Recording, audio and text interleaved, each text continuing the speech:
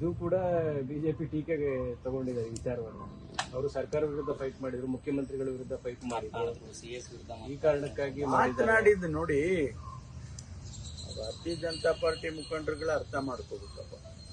ಮಾತನಾಡಿದ ತಕ್ಷಣ ಯಾರನ್ನಾದ್ರೂ ಅರೆಸ್ಟ್ ಮಾಡ್ಬಿಡ್ತಾರ? ಏನು ಪುರಾವೆಗಳಿಲ್ಲದೆ, ಏನು ಕೂಡ ಡಾಕ್ಯುಮೆಂಟ್ಸ್ ಇಲ್ಲದೆ, ಯಾವುದು ಏನು ಇಲ್ಲದೇನೆ ಅರೆಸ್ಟ್ ಮಾಡೋ ಅಂಥದ್ದು ಎಲ್ಲೂ ಕೂಡ ನಮ್ಮ ರಾಜ್ಯದಲ್ಲಿ ನಡೆಯೋದಿಲ್ಲ. ಇವತ್ತು ಅವರಿಗೆ ರೆಕಾರ್ಡ್ಸ್ನೆಲ್ಲ ವೆರಿಫೈ ಮಾಡಿದ್ದಾರೆ. ಅದಕ್ಕೆ ಏನು ಸಾಕ್ಷ್ಯಾಧಾರಗಳು ಸಿಕ್ಕಿದಾವೋ ಅದರ ಆಧಾರದ ಮೇಲೆ ಅರೆಸ್ಟ್ ಮಾಡಿದ್ದಾರೆ. ಮುಂದೆ ಏನು ಕ್ರಮ ತಗೋಬೇಕೋ ತಗೊಳ್ತಾರೆ. ಸರ್, ಈಗ ಅವರು ಒಂದು 6 ಸೆಕೆಂಡ್ ಒಂದು ಆಡಿಯೋ ಬಿಟ್ಟಿದ್ರು, ಅದು ಪೂರ್ತಿ ಆಡಿಯೋ ಕೋರ್ಟ್ಗೆ ಸಲ್ಲಿಸೋರಿದ್ರು. ಅದ್ರ ನಡುವೆ ಅದು ಸಲ್ಲಿಕೆ ಆಗಬಾರ್ದು ಅನ್ನೋದನ್ನ ತಡೆಯೋದಕ್ಕೆ ಇಷ್ಟು ತರಾತುರಿಯಲ್ಲಿ ಬಂಧಿಸಿದ್ದಾರೆ ನೋಡಿ. ಅದು ನಾನು ಅದನ್ನಿನ್ನೂ ಕೂಡ ಹೆಚ್ಚಿನ ಮಾಹಿತಿ ತಗೊಳ್ತೇನೆ. ಅದರಲ್ಲಿ ಏನಿದೆ ಅವೆಲ್ಲ ವೆರಿಫೈ ಮಾಡ್ತಾರಲ್ಲ, ತನಿಖೆ ಮಾಡ್ತಾರಲ್ಲ. ಅರೆಸ್ಟ್ ಮಾಡಿ ಸುಮ್ಮನೆ ಬಿಟ್ಬಿಡೋದಿಲ್ಲ. ಅರೆಸ್ಟ್ ಮಾಡಿದ್ಮೇಲೆ ಅದಕ್ಕೆಲ್ಲ ವೆರಿಫಿಕೇಶನ್ಸ್ ಮತ್ತೊಂದು ಮಾಡ್ತಾರೆ. ಹುಬ್ಳಿ ಜೈಲಿನಲ್ಲೂ ಕೂಡ ಗಾಂಜಾ ಮದ್ಯ ಸಿಕ್ಕಿರುವಂತ ವಿಜುವಲ್ಸ್ಗಳು ವೈರಲ್ ಆಗಿದೆ.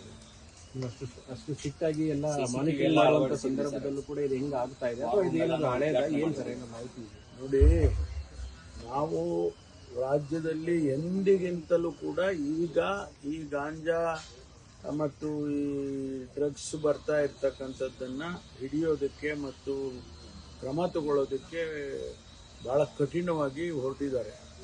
ಎಲ್ಲಿವರೆಗೆ ಅಂತಂದ್ರೆ ಕಾಲೇಜು ವಿದ್ಯಾರ್ಥಿಗಳಿಗೆ ಕಾಲೇಜಿನಲ್ಲಿ ಹೋಗಿ ಅವರನ್ನ ಡ್ರಗ್ ಟೆಸ್ಟ್ ಮಾಡೋವರೆಗೂ ಹೋಗಿದ್ದೇವೆ. ಪ್ರತಿನಿತ್ಯ ನಮಗೆ ಸಿಗ್ತಾ ಇದೆ. ಅರ್ಥ ಕಳೆದ 1.5-2 ತಿಂಗಳಿಂದ ಸಾಕಷ್ಟು ಹಿಡಿದಿದ್ದಾವೆ. ಇನ್ನೂ ಕೂಡ ಹಿಡಿತೇವೆ. ಕಂಟಿನ್ಯೂ ಆಗುತ್ತೆ. ಅದು ಅದೇನು ಬಿಡೋದಿಲ್ಲ. ಒಂದು ವಾರ ಮಾಡಿಬಿಟ್ಟು ಸುಮ್ಮನೆ ಬಿಡೋದಿಲ್ಲ. ವಿಲ್ ಕಂಟಿನ್ಯೂ ಇದೆ. ಅದಕ್ಕೆ ಈಗ ಬರ್ತಾನೆ ಇದೆ. ಈಗ ಬರೋದನ್ನ ಥೈಲ್ಯಾಂಡಿಂದ ಬರೋದನ್ನ ಅಲ್ಲಿ ನಿಲ್ಲಿಸ್ಬೇಕು. ಅವ್ರೇನು ನಿಲ್ಲಿಸೋದಿಲ್ಲ. ಅವ್ರು ಕಳಿಸ್ತಾ ಇರ್ತಾರೆ, ಯಾರು ತಗೊಂಡ್ಬರ್ತಾರೆ ಇರ್ತಾರೆ. ಹಿಡಿದು ನಾವು ಅವರಿಗೆ ಅಂಥವ್ರಿಗೆ ಕ್ರಮ ತಗೊಂಡ್ರೆ, ಹೆಚ್ಚು ಕ್ರಮಗಳನ್ನು ತಗೊಂಡ್ರೆ ಅವರು ತರೋದನ್ನ ನಿಲ್ಲಿಸ್ತಾರೆ.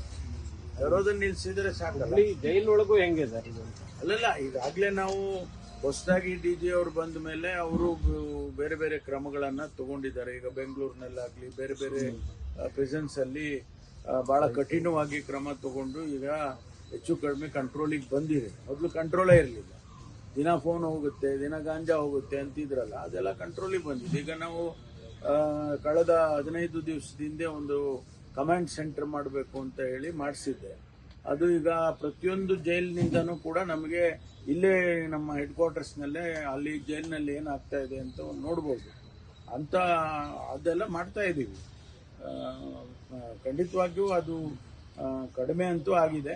ಅದನ್ನು ನಿಲ್ಲಿಸೋದಕ್ಕೆ ಎಲ್ಲ ಪ್ರಯತ್ನಗಳನ್ನು ಮಾಡ್ತೀವಿ. ಪರಿಸ್ಥಿತಿ ಹೇಗೆ ಸರ್? ಅವರು ಈಗ ಶಾಂತವಾಗಿದೆ. ಬಾಗಲಕೋಟೆ ಈಗ ಶಾಂತವಾಗಿದೆ. ಮೊದಲನೇ ದಿವಸದಿಂದನೂ ಕೂಡ ನಾವು ಪೊಲೀಸ್ನವರು ಇಮಿಡಿಯೇಟ್ ಆಗಿ ಆಕ್ಟ್ ಮಾಡಿದ್ದಾರೆ. ಅವರಿಗೆ ಏಟು ಬಿದ್ದರೂ ಕೂಡ ಅವರು ಇಮಿಡಿಯೇಟ್ ಆಗಿ ಆಕ್ಟ್ ಮಾಡಿದ್ದಾರೆ. 8 ಜನನ ಅರೆಸ್ಟ್ ಮಾಡಿದ್ದಾರೆ. ಎಲ್ಲ ಕಂಟ್ರೋಲಿಗೆ ಬಂದಿದೆ.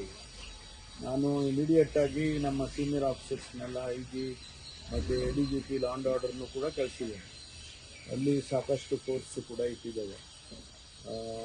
ಪೀಸ್ ಕಮಿಟಿ ಮಾಡಿ ಅವರಿಗೆಲ್ಲ ಒಂದಿಷ್ಟು ಪೀಸ್ಫುಲ್ ಆಗಿ ಎಲ್ಲ ಹೋಗಬೇಕು ಅಂತ ಹೇಳಬೇಕು ಅಂತ ಕೂಡ ಇಲ್ಲಿಂದ ಸೂಚನೆ ಕೊಟ್ಟಿದ್ದೇವೆ. ಅವರು ಪೀಸ್ ಕಮಿಟಿನೂ ಕೂಡ ಮಾಡ್ತಾರೆ. ಸದ್ಯಕ್ಕೆ ಎಲ್ಲವೂ ಕೂಡ ಶಾಂತಿಯಿಂದ ಇದೆ. ಏನು RSSನವರು ಇವತ್ತೇನೋ ಪ್ರೊಸೆಷನ್ ಮಾಡಬೇಕು ಅಂತಿದ್ದಾರಂತೆ. ಅವರಿಗೆ ಪ್ರೊಸೆಷನ್ ಲೋಕಲ್ ಸಿಚುವೇಶನ್ ನೋಡಿಕೊಂಡು ತೀರ್ಮಾನ ಮಾಡಿ ಅಂತ ಕೂಡ ಹೇಳಿದ್ದೇವೆ. ಒಟ್ಟಾರೆ ಶಾಂತಿಯಿಂದ ಇದೆ ಈಗ ಸದ್ಯಕ್ಕೆ. ಕೋರ್ಸ್ ಇನ್ನೂ ಕೂಡ ಲೇಟ್ ಇದ್ವಿ. ನಾನು ಅವರಿಗೆ ಅಪೀಲ್ ಮಾಡ್ಕೊಳ್ಳೋದು ಇಷ್ಟೇ, ನೀವು ಇವೆಲ್ಲ ಏನಾದರೂ ಕೂಡ ಕಾನೂನಿಗೆ ವಿರುದ್ಧವಾಗಿ ಯಾರಾದರೂ ನಡ್ಕೊಂಡ್ರೆ ಅವ್ರಿಗೆ ನಮ್ಮ ಪೊಲೀಸ್ನವ್ರ ಗಮನಕ್ಕೆ ತಂದರೆ ಅವ್ರ ಮೇಲೆ ಕ್ರಮ ತಗೊಳ್ತೀವಿ. ಇವರೇ ಕಾನೂನು ಕೈಗೆ ಎತ್ಕೊಳ್ಳೋದು ಬೇಡ.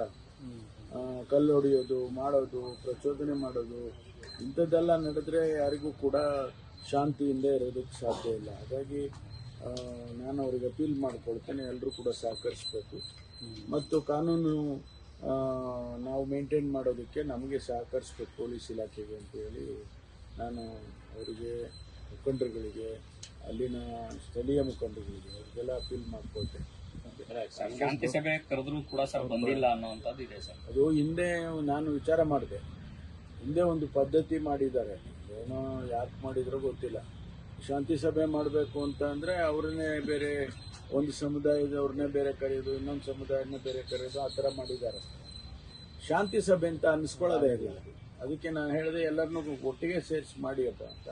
ಬಹುಶಃ ಅದಕ್ಕೋಸ್ಕರ ಅವರು ಬರೋದಿಲ್ಲ ಅಂತ ಹೇಳಿರ್ಬೋದು. ನೋಡೋಣ, ನಮ್ಮ ಪ್ರಯತ್ನ ನಾವು ಮಾಡ್ತೀವಿ.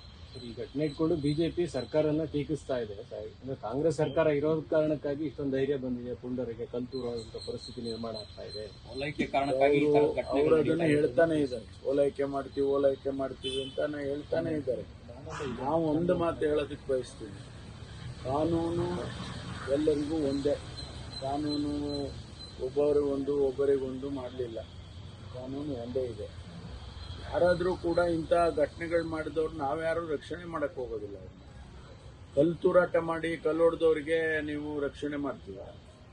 ಈಗ ನಾವು ಅರೆಸ್ಟ್ ಮಾಡ್ತೀವಿ, ಅವ್ರ ಮೇಲೆ ಕ್ರಮ ತಗೊಳ್ತೀವಿ, ಯಾರೇ ಆಗಿರಿ ಅವ್ರನ್ನ ಯಾರನ್ನೂ ಕೂಡ ನಾವು ರಕ್ಷಣೆ ಮಾಡೋದಿಲ್ಲ ಅಂತ ಮಾನ್ಯ ಮುಖ್ಯಮಂತ್ರಿಗಳು ಕೂಡ ಭಾಳ ಕಟುವಾಗಿ ಹೇಳಿದೆ. ಆ ಪುಂಡ್ರಗಳಿಗೆ ನಾವು ಬಿಡೋದಿಲ್ಲ ಅಂತ. ಅದನ್ನು ನಾನು ಕೂಡ ಪುನರುಚ್ಚಾರ ಮಾಡ್ತೀನಿ. ಯಾರನ್ನೂ ಕೂಡ ನಾವು ರಕ್ಷಣೆ ಮಾಡೋ ಪ್ರಶ್ನೆನೇ ಬರೋಲ್ಲ. ಓಲೈಕೆ ಪ್ರಶ್ನೆ ಏನು ಬರುತ್ತೆ? ಓಲೈಕೆ ಮಾಡೋದಕ್ಕೆ ಕಾನೂನು ವಿರುದ್ಧವಾಗಿದ್ರೆ ಅವ್ರಿಗೆ ಓಲೈಕೆ ಮಾಡ್ತಿಲ್ಲ. ಬಟ್ ಈಗ ನಿಷೇಧಾಜ್ಞೆ ಜಾರಿಯಲ್ಲಿ ಇದೆಯಾ ಸರ್? ಕಂಟಿನ್ಯೂ ಇದೆಯಾ? ಅದೇ ಕಂಟಿನ್ಯೂ ಮೆರವಣಿಗೆ ಮಾಡ್ತೀವಿ ಅಂತ ಮೆರವಣಿಗೆ ಊರ ಆಚೆ ಒಂದು ನವನಗರ ಅಂತ ಏನೋ ಇದೆ, ಒಂದು 3-4 ಕಿಲೋಮೀಟರ್ ದೂರದಲ್ಲಿ, ಅಲ್ಲಿಗೆ ಏನು ಕ್ಲಾಂಪ್ ಮಾಡಿಲ್ಲ ಅವರು. ಅದನ್ನ ಸ್ಥಳೀಯವಾಗಿ ನೀವು ತೀರ್ಮಾನ ಮಾಡಿ ಅಂತ ಹೇಳಿದ್ದೇನೆ. ಯಾಕೆಂದ್ರೆ ಅವರು ಅಲ್ಲಿ ಸಿಚುವೇಶನ್ ನಾವು ಇಲ್ಲಿಂದ ಹೇಳಕ್ಕಾಗಲ್ವಲ್ಲ, ಅವರೇ ಮಾಡ್ಕೊಳ್ತಾರೆ. ನಿಮ್ಮೂರಿನಿಂದ ವಿಶ್ವ ಮಟ್ಟದವರೆಗೆ ರಾಜಕೀಯ, ಸಿನಿಮಾ, ಸ್ಪೋರ್ಟ್ಸ್ ಯಾವ ಸುದ್ದಿಯೂ ಮಿಸ್ ಆಗಲ್ಲ. ಬರೀ ಸುದ್ದಿಯಷ್ಟೇ ಅಲ್ಲ, ಜೊತೆಯಲ್ಲೇ ಇರುತ್ತೆ ವಿಶ್ಲೇಷಣೆ. ಗ್ಯಾರಂಟಿ ನ್ಯೂಸ್ನ ಸಬ್ಸ್ಕ್ರೈಬ್ ಮಾಡಿ, ಫಾಲೋ ಮಾಡಿ, ಕ್ಷಣ ಕ್ಷಣದ ಅಪ್ಡೇಟ್ಸ್ ಪಡೆಯಿರಿ.